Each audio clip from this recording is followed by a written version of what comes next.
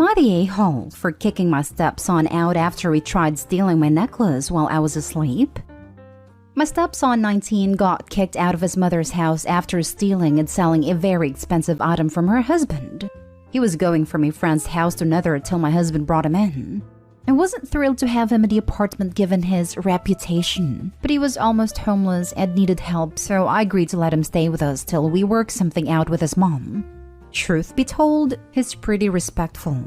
Helped with chores, washed ours and the neighbors' cars for cash, so I thought he had changed.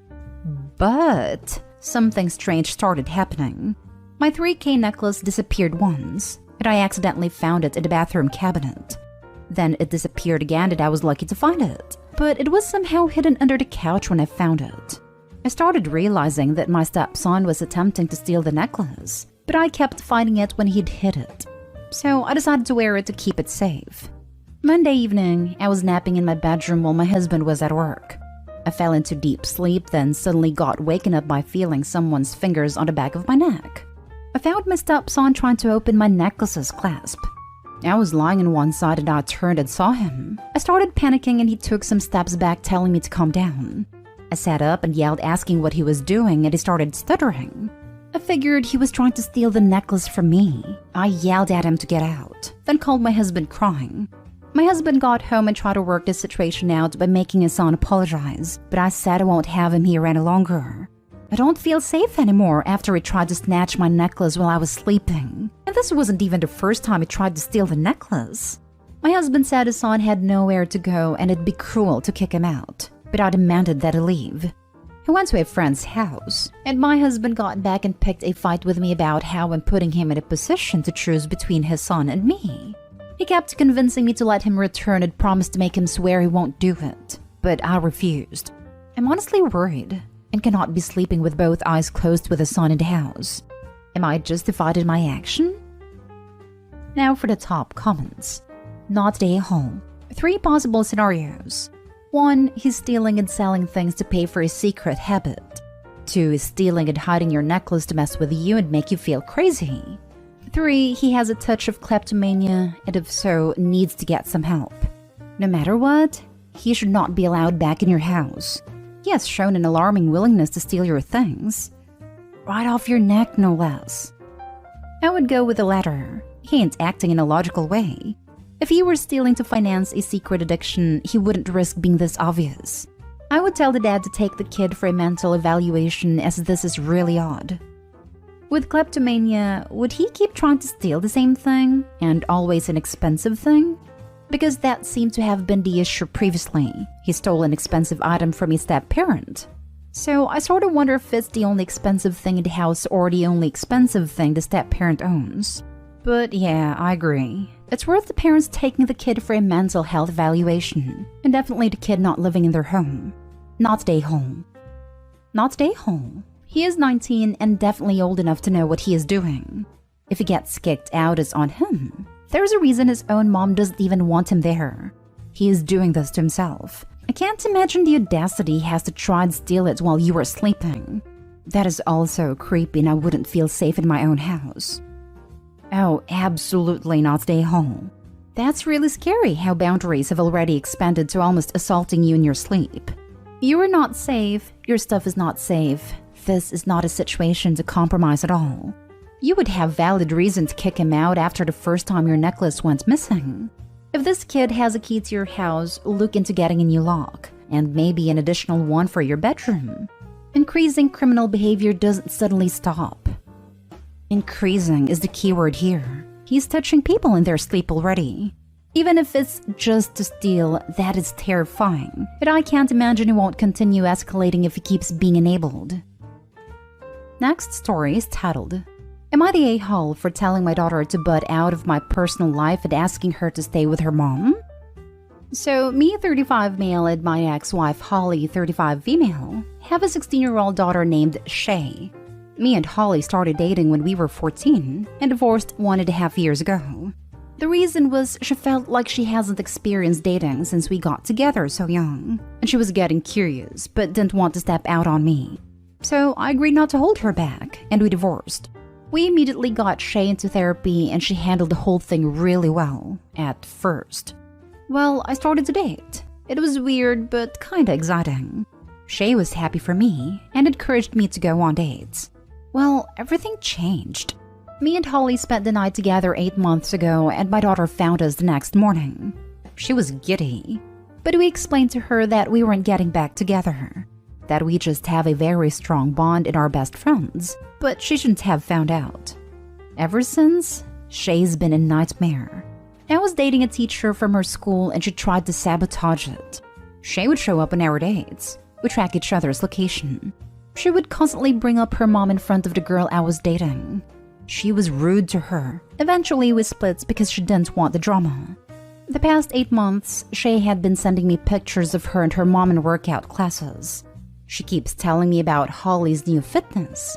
Holly has lost weight and she looks freaking incredible. But I kept telling her that me and her mom are better apart right now. About 4 months ago, Holly calls me.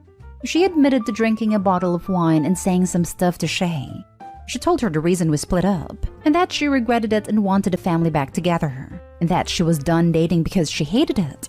I sat down Shay and explained to her again my stance, that I absolutely love her and her mom, and that there was definitely a possibility of reconciliation down the line, but at this point I was having fun.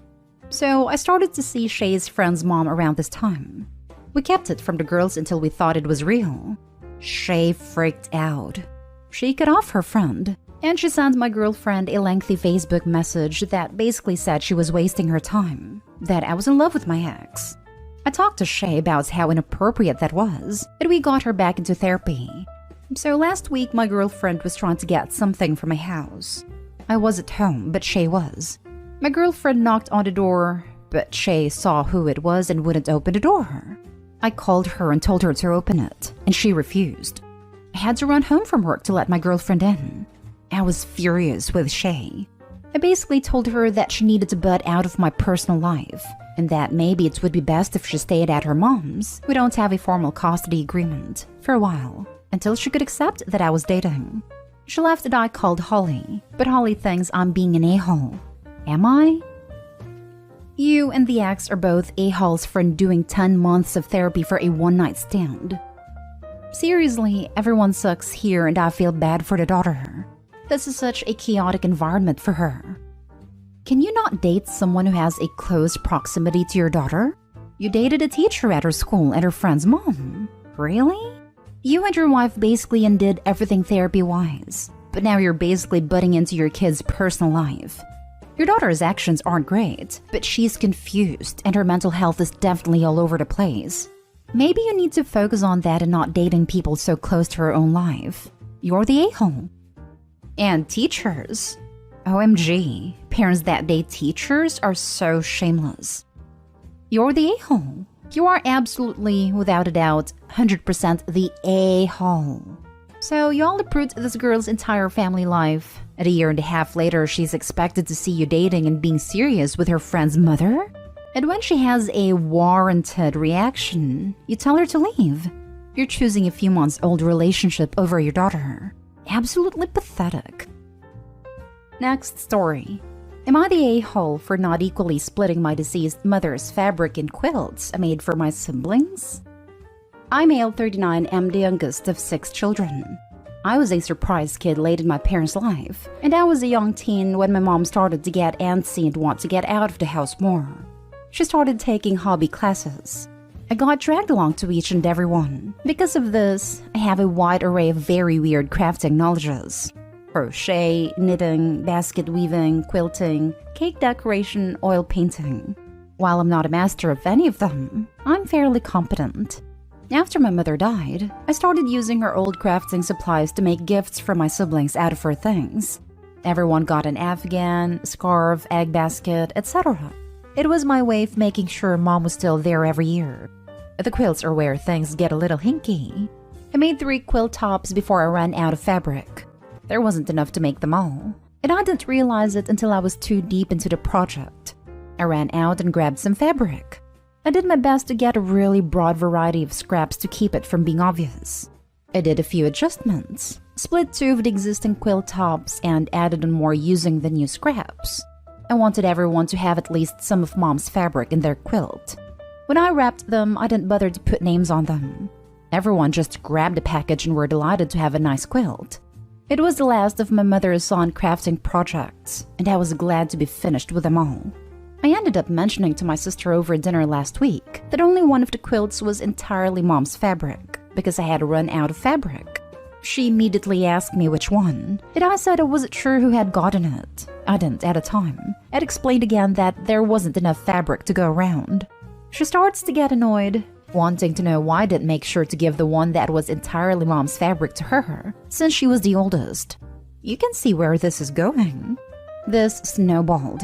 My sister called my other siblings to solve the mystery, and now siblings are all texting and posting pictures of their quilts, trying to figure out who got the real one and who were fakes. I now know, thanks to all the pictures, exactly which one is made entirely of her fabric, but I'm playing stupid. You can't have that much fabric laying in your lap for months without recognizing it. I've gotten more than a few nasty messages about it from the peanut gallery, and all my siblings' friends seem to think that it's insanely rude that I would pull a trick like this. I realize now that I probably should have just broken down all 3 of the quilt tops to spread things around. But God, it was so miserable rushing for months to get them done, only to have to split 2 of them just to expand them back out again. So, am I the a-hole for not giving my siblings an equal share of Mom's fabric in their Christmas quilts? At this point, I feel like I should have just made 3 quilts and explained the problem and let them fight about it. Now for the comments. Not the a-hole. Honestly, if anyone deserved the one that was 100% her fabric, it is you. You were the one who went to the hobby classes with her. You were the one to make sure everyone got something made from her hobby stuff, and you were the one who made everything. It is messed up that they are so ungrateful. Petty says to take back all the quilts and keep them for yourself. Opie's siblings sound so lame, petty, and ungrateful. This is such a sad thing to obsess and fight over. Each quilt has a piece of their mother's fabric, but sadly no good deed goes unpunished. The sister who started this mess sounds like a selfish busybody, since she was okay with the fabric being spread out but thought she was entitled to the full fabric quilt. At least Opie now knows who not to share her secrets with. 100% ungrateful. Personally, mostly because I'm petty, I would ask for all the quilts back so that I could figure out which one is missing the fabric. Then tell the siblings to swivel. Due to their ungrateful, spoilt reactions, they aren't getting the quilts back. Treat them like the children they are acting like. If you kids can't decide and share, then I'll take them away. Now you don't have to argue. If you want them back, then you have to make me a quilt of the same quality to see how much time and effort I had to put in to make these gifts for you. You're absolutely not the a-hole, but here's your mistake. I ended up mentioning to my sister over dinner last week that only one of the quilts was entirely Mom's fabric. Loose lips sink ships. Cliché but true. There was no reason to bring up the fact that only one quilt had all of Mom's fabric. No one had noticed, so you shouldn't have said anything. Did you think your sister was going to go, "Oh, cool," and leave it at that? I don't even know your siblings, and I could have told you this was going to get real petty, real fast. No good deed goes unpunished, Opie. But it's not on you to patch this up, though. They'll get over it, eventually. Furthermore, if they want to play the who deserves to get the most of Mom's fabric game, isn't it obvious? Hint, none of them. That was definitely my mistake, yeah. The conversation had turned to what my plans were for next Christmas since all of the crafting supplies had been used up. I was going to make and decorate a cake for everyone. Between running low and whatnot, yeah, I shouldn't have said a thing. Now for the last story. Am I the a-hole that I won't rent to my nephew? I bought a home when I was out of college.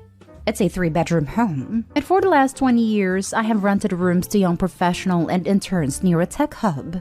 My nephew Jack is in his 30s and bounced around from job to job. My mother and my sister, his mother, want me to rent it to him at a discount because he wants to move the area. I already have 2 tenants, both around 22, and both are women. Jack has had issues with dating and with women. Reddit would put him as a neckbeard, so I don't want him to rent from me or be around my other tenants. Jack argues about the most ridiculous things. He has the mentality of a 15-year-old boy and would not even fit in with the atmosphere of the house. So I don't want him there. He was also evicted from his last place. At his credit is, I told mom and sister this and they have yelled at me about how his family. And maybe this time he will find a place where he fits in. I put my foot down and said no.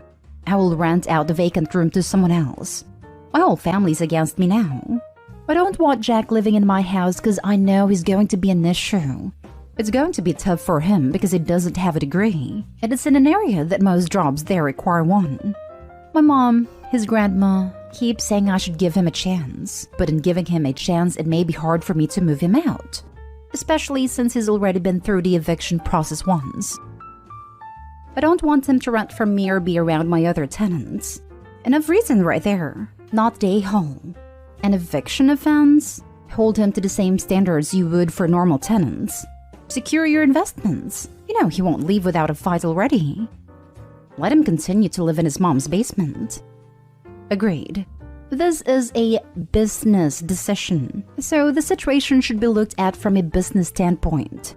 If Opie's family is so put off, they can buy a house and rent to the nephew at a discount. It really takes some gall to try to dictate to other people what they do with their own property/money. Also, if he is as neck-beardy as Opie claims, then it could be a situation where the other two tenants move out to get away from him. So is the family going to step in and make up that loss of income themselves? Doubt it.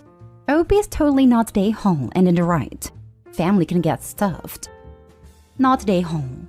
Don't mix family and business. Further, even if you did like the dude, if mom and aunt were so keen on him getting a discount, they should pay the difference. But even if they offered, still sounds like a no-go. Cause if he's a neckbeard, he is 1, going to drive away your other tenants, and 2, be a pain in the butt to deal with.